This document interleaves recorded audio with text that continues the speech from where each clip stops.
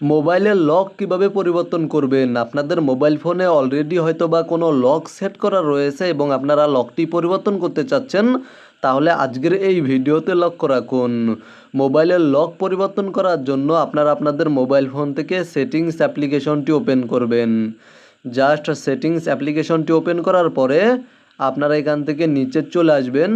Just এখান থেকে নিচে আসার পরে আপনারা স্ক্রিন লক বা সিকিউরিটি নামে একটি অপশন পেয়ে যাবেন। জাস্ট এই অপশানে ক্লিক করে দিবেন, অথবা আপনাদের মোবাইল ফোনে সরাসরি স্ক্রিন লক নামে একটি অপশন থাকতে পারে, আপনারা জাস্ট স্ক্রিন লকে ক্লিক করে দিবেন এবং তারপরে এখান থেকে নিচে আসার পরে এখানে দেখতে পাচ্ছেন স্ক্রিন লক নামে একটি অপশন রয়েছে, এই অপশানে ক্লিক করে দিবেন এবং আপনাদের মোবাইল ফোনের স্ক্রিনে অলরেডি যেই লকটি সেট করা রয়েছে, যেই পিন বা প্যাটার্নটি সেট করা রয়েছে, সেই পিন বা প্যাটার্নটি টাইপ করে দিবেন এবং এখান থেকে আপনারা যেই লকটি সেট করতে চাচ্ছেন সেই লকটি সিলেক্ট করবেন। আপনারা প্যাটার্ন লক সেট করতে চাইলে প্যাটার্ন অপশানে ক্লিক করবেন, পিন লক সেট করতে চাইলে পিন অপশানে ক্লিক করবেন, আর পাসওয়ার্ড লক সেট করতে চাইলে কমপ্লেক্স পাসওয়ার্ড বা শুধুমাত্র পাসওয়ার্ড অপশানে ক্লিক করে দিবেন।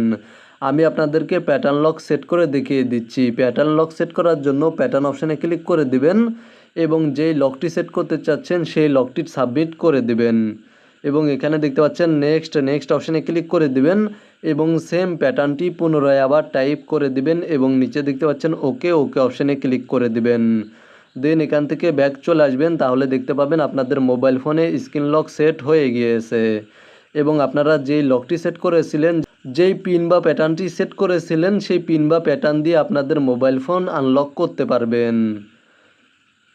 মূলত ভিডিওটি দেখে উপকৃত হয়ে থাকলে অবশ্যই কমেন্টে জানাবেন।